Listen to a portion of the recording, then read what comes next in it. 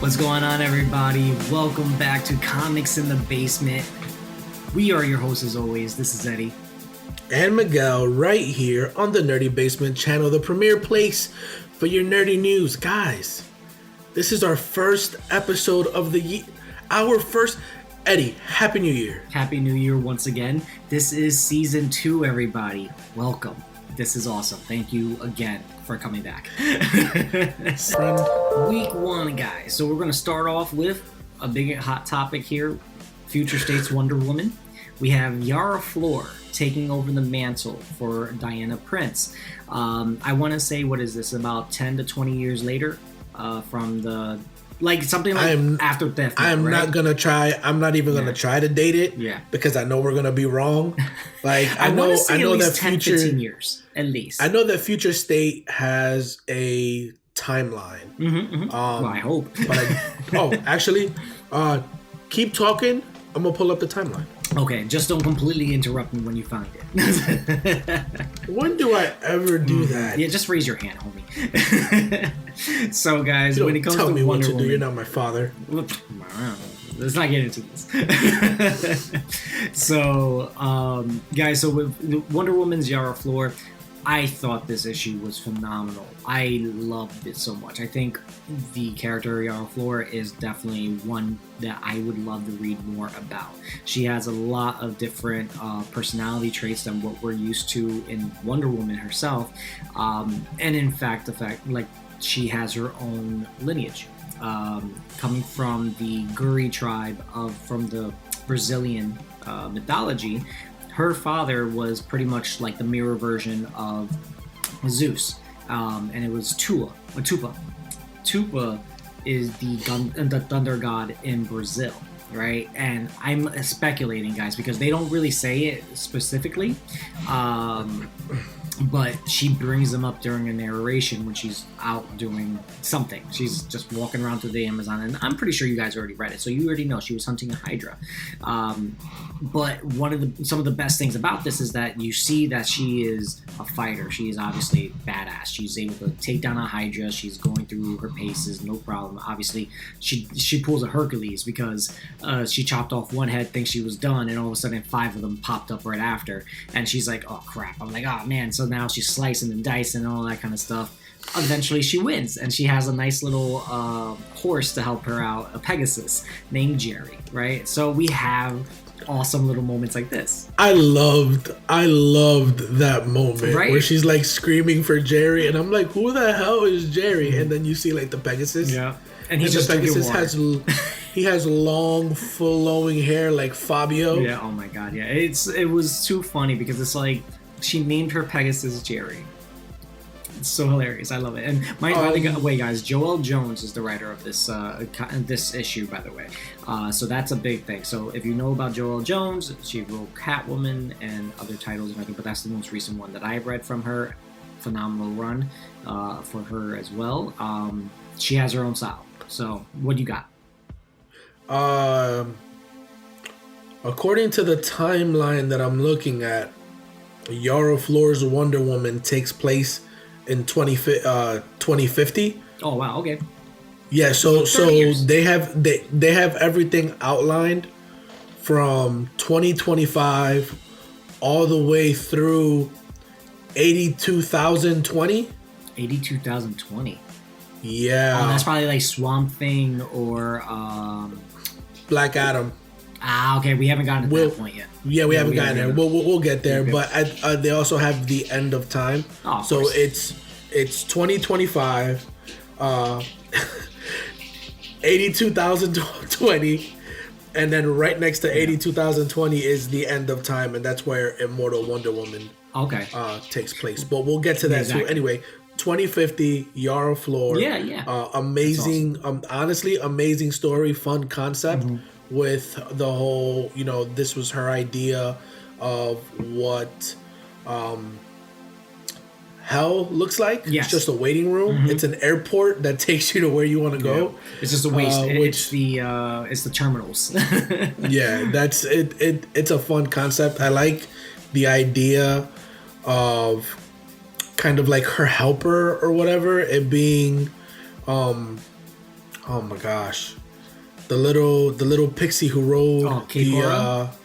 Yes, And she's a deity. She is so if you look up like guys, that's one of the cool things that I love about it. When you bring in new gods into a mix or just new mythology in general, you want to figure out about them. You want to learn about them and everything. So like you just don't want to think that like you also need to see that if she's from Brazil, they have their own lore, and Joel Jones is paying homage to that to make sure that people understand who this character is, where she derives from. Now, are we completely getting rid of the Greek culture? No. Because right now she is going to see Hades. She's going to barter with the king of the dead, ruler of the underworld, right? K-Pora, though, she is a deity of the Guri Guri, right? So in Brazil, she is a forest protector. That's her job, and they made her cute because when you look at Wikipedia, there's a few ways that they describe her. Usually it's a little man on top of it, on top of a wild boar. This one, they made a nice, cute little girl and everything like that. And K-Pora riding the boar. And their dynamic is not even like partner in crime. She gets her to help her just do what she needs to do, just to kind of satisfy what she doesn't want her to do. And again, they speak because the way that they're having their conversation, they know each other for many years. It's already 2050. She's an adult as well, Wonder Woman, and so she's met her multiple times throughout her career now, or life in general. So it's cool to see that they do have a backstory to themselves as well, because you don't want to just be like, who are you, K-Pora? Like, I don't know you, but you're gonna help me anyway, right? No, it's like it's natural. There's a reason why she's a rainforest deity. Actually, does that really change anything that I just said? she's a forest guardian spirit, and no, it doesn't change anything you just said. But what I was gonna say was, because this future state Wonder Woman, because Yara Flor has been spending so much time, in like the rainforest, mm-hmm. like she's gonna know all these mythological creatures, like you were just saying. Mm-hmm. Guys, she killed a Hydra. And by the way, this reminded me so much of Hercules. Yeah, that's what I was saying. I was like, she pulled a Hercules and everything, chopping heads, and then all of a sudden, another dozen popped up. It was so much fun. I honestly, I love this story. Mm-hmm. I love this series. I can't wait to see where it goes next. Yeah. It was so much fun. Yeah, I think this is one of the strongest stories that I read in Future State overall, especially for week one. Week one, I want to say this was my favorite story overall. It was just everything I needed, because again, I like change. I like seeing progression with characters. Now the problem is, I am such a I can't recall the best word right now, but I want to know everything. I'm a completionist, right? I want to know everything, but it's also at the same time, I know it's going to take time. But we also only have 2 issues. They're not going to give me all the details, and the problem is, I don't know how far they are going to take this after these first 2 months. I think if they do continue making small storylines like this, we're not going to get all the detail unless they make some type of book for it, right? But this is what keeps me excited. This is what keeps me theorizing. This is what keeps me, on my toes in general, because I know there's something more to be able to be said about these characters. And whether we get maybe a storyline that starts introducing these individuals in their youth, oh my God, that would make sense. Like, maybe one of the next steps that they're going to do after Future State is that now they're going to give us the building blocks and give us how we got to Future State. One can only hope. Yeah, we'll see. But guys, yes. So Wonder Woman, I think it's already safe to say that me and Miguel freaking loved it. If you haven't got it, you should read it because it's phenomenal. Again, it's just a fun story, but it is only one of 2. So second issue, who knows how far it's going to go. I'm hoping it's a strong finish. That's all I'm hoping for. Oh, no. I'm right there with you. Okay. I'm right there with you. Yeah. Go, take us to the next title, sir. Guys, the next title is Future State, The Next Batman. The Next Batman is written by John Ridley. John Ridley, for those of you who don't know, wrote 10 Years a Slave. He wrote a bunch of other things, but he's most well known for writing 12 Years a Slave. The next Batman was good. It was good. It wasn't great, but it was good. If I'm not mistaken, the next Batman is going to be a 4-issue It is. a 4-issue series. And it talks about what's going on in this new version of Gotham. You don't find out why Bruce Wayne isn't there. You don't find out why there's this new Batman. Yeah. You don't find out who the magistrate is or how the magistrate took over. You don't find out anything. All you really know is that people in masks are banned from Gotham, and not just that, but there's also a kill on sight order for anyone in a mask, which means whether you're a criminal, whether you're sick, whether you're hiding from a pandemic, if you're wearing a mask, you will be shot on sight. And Batman has to go out and be Batman and, clear out the gang of Bane people. Best way I can put it, because they're not Bane's gang. They're just people wearing Bane masks. Yeah, it's interesting. I think right now, yes, as Miguel said, it just started, and being one of the few titles that actually has a 4-issue run, he has a lot more story that he can tell.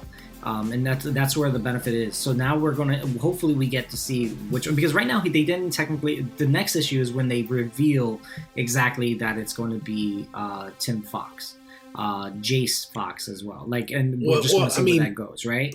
And we say reveal, but it's not a reveal because they told us this like 2 months ago. I mean, I'm just putting that out there. No, it's true, but it's also like the way that it was written. You can actually argue if it's Luke still, because he's going through the same type of emotions that Bruce did. Like, oh yeah, he's waking up late and waking up at the dead of night or whatever like that because of blah blah blah. But then also we see that his brother's introduced as well. So it's like you can look at it as like, oh, it's definitely Luke, right? We don't know yet. You know what I mean? But though we can say right now in Justice League, when we get to that conversation, we know it is Tim Fox. But when it comes to Batman, yes, like the magistrate, the best thing we can say is that he is someone working with the mayor that was elected recently. Remember in the Batman and also Detective Comics, it was the ex-cop that has now the eye patch on and all that kind of stuff. Something Yang, I think it was Yang. No. Well, I can't remember who it was. What was his name? It starts with an N, and I don't remember. That's why I didn't mention his name. God, you're the one that covered this, bro. But he's not in the issue. Well, no, they just mentioned the names. Everything is mentioned by passing. Yeah, in passing, of course. In passing. I'm just saying. Nakano, I think it is. It sounds about right. It probably sounds about right. So yeah, we know he did win the election. And his stand that we find out back in Batman is that he wants to end all vigilantism, right? He thinks they are the cause of all the problems in Gotham. Nakano, good I was job. right in your face. Great pull, sir. Good pull. So it's like, I think Batman, we have to wait to see, obviously. 4 issues. This is a lot more than everything else we're getting in Future State.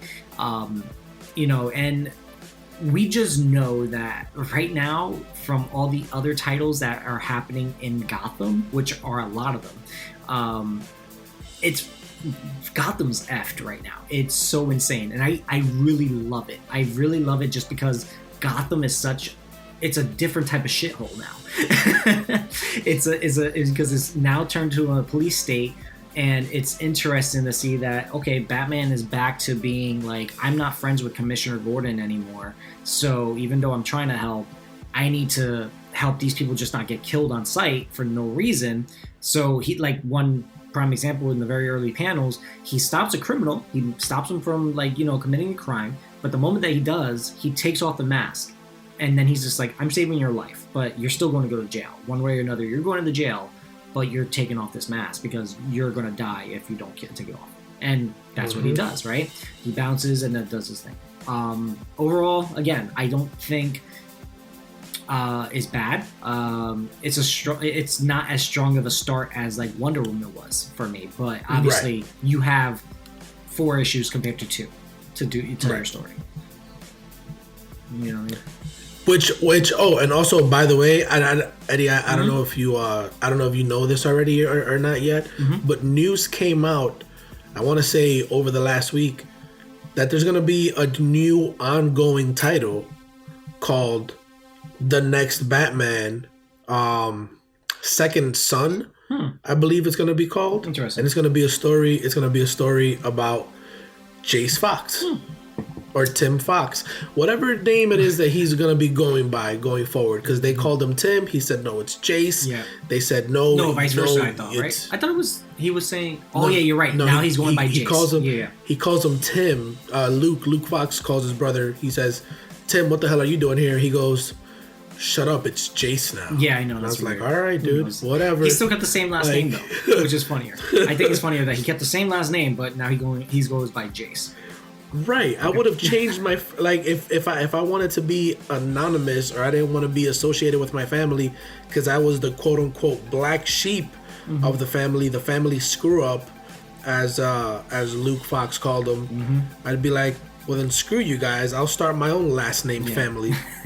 See, it's funny too. You would normally, but see, that's the funnier part. You would normally do it as a last name, not as your first name, because it's hard to change it first and last name. You know what I mean? Instead of being Fox, he should have been Tim Jace, because it's easier to get a last name, right? Who cares? Whatever. But guys, that's Future State Next Batman. Definitely, obviously, something that you need to read, because it's going to now span into its own continuing series with Tim Fox. All right. You want to let me do Flash and then you do Swamp Thing? You're more than welcome to, sir. I'm not letting you do anything. You're a big boy. And you also have your Flash shirt on, too. So I do. Only right. It's only right. I do. I wore it. I wore it on purpose. So I could tell people, guys, I love the Flash. I did not like the Flash story. Aw, please tell us why. Guys, Future State Flash wasn't terrible. It really wasn't. And if what the writer wanted to do was tell a story about a Flash gone rogue, or a Flash taken over by some kind of evil spirit, which is what they're doing, they could have picked somebody else other than freaking Wally West. Like, haven't we had enough Wally West bad guy? Yeah. Like, I feel so bad for Wally. I'm so over Wally West back. Like, let it have been Max. Let it have been Jay. Let it have been, hell, let it have been Gary. Barry. That's how much, you guys. That is how much. But besides the obvious glaring problem that I had with the villain of the story, the rest of the story was actually okay. You find out later on in the story that Wally, who is now infected with the spirit of the fourth horseman of the apocalypse, which is famine. He's infected with that spirit, and because he's infected with that spirit, he's hungry, right? And so he goes around, he steals life force from a whole bunch of different people. He steals the Speed Force from the Flash family. So now they have resorted to battling using the rogue weapons, which I thought was cool. They have the Mirror Master's gun, Rainbow Glider's Rainbow Maker, Captain Cold's cold gun. It's really fun.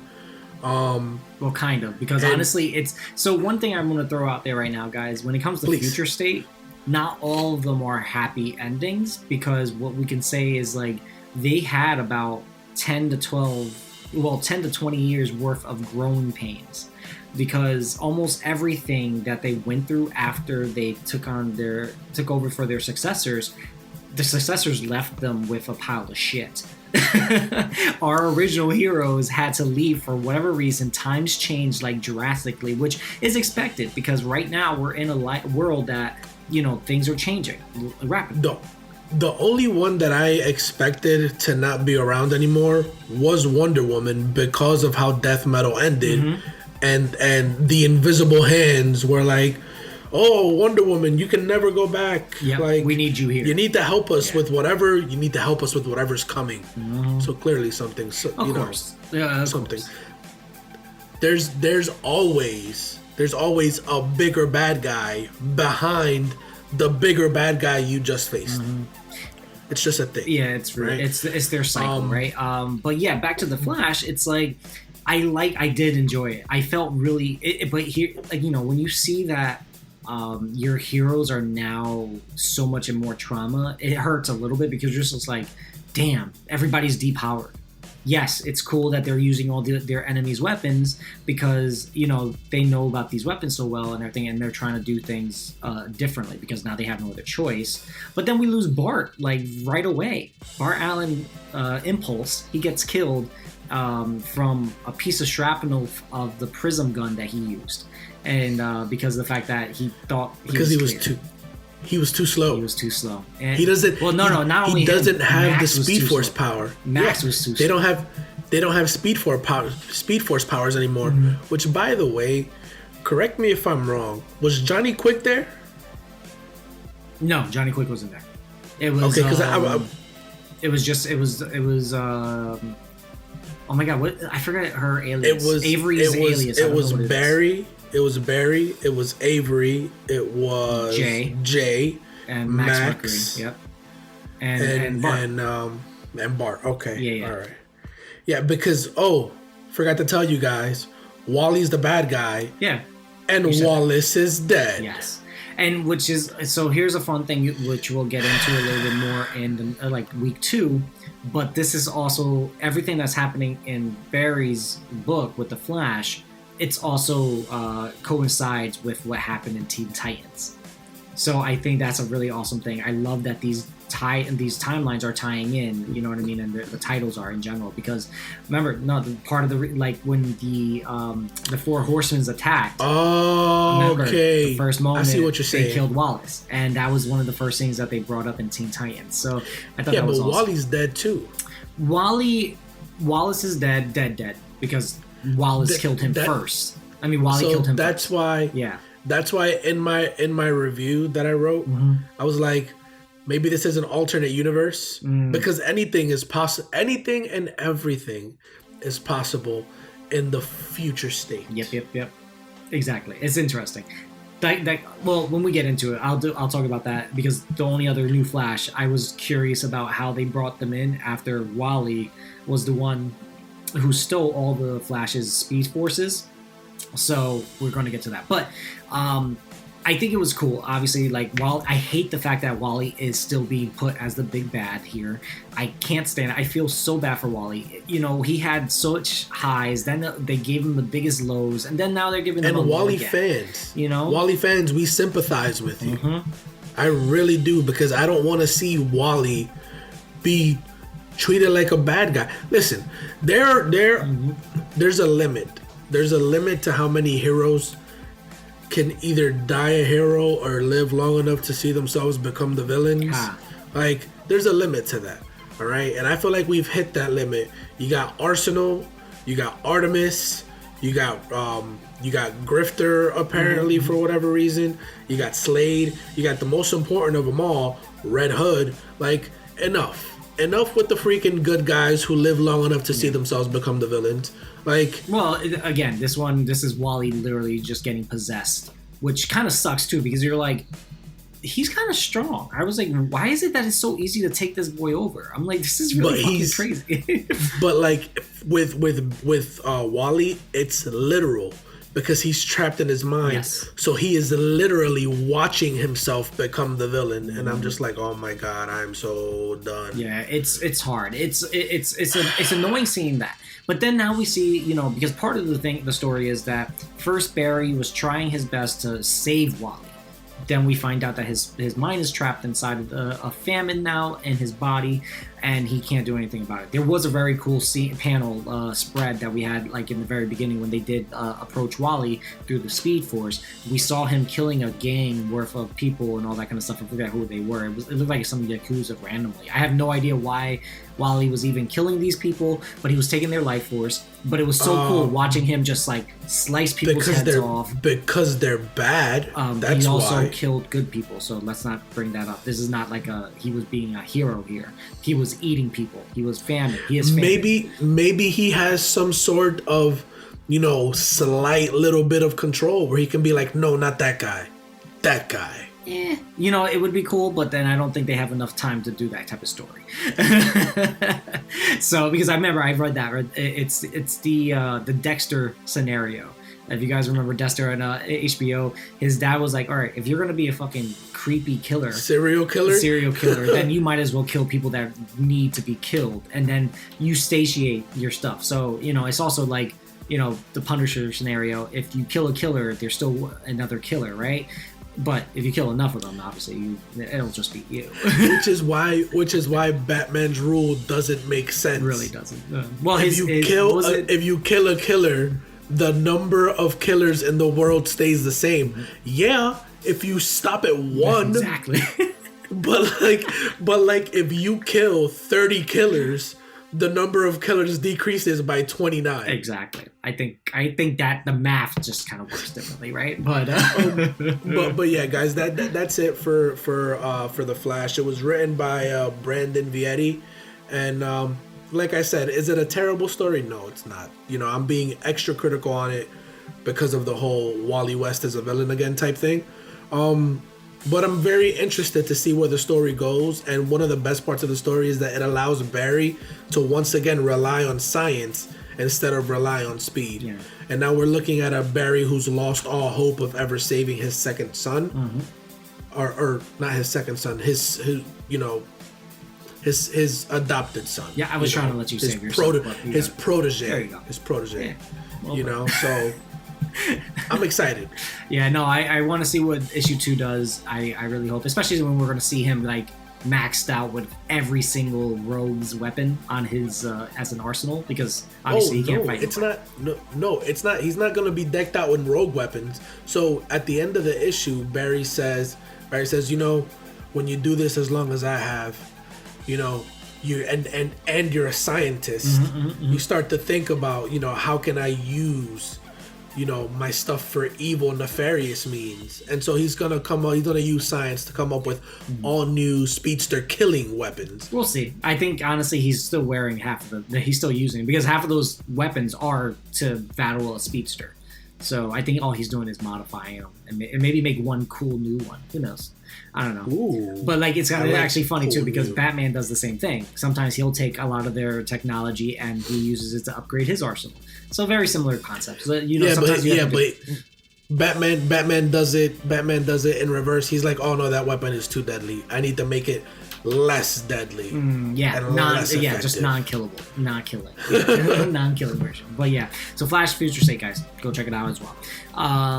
Moving on into Swamp Thing for Future State. This one I enjoyed a lot because it's a very interesting take. All right, writer Ram V took this story. I'm a big fan of Ram V. He's been doing the recent Justice League Dark.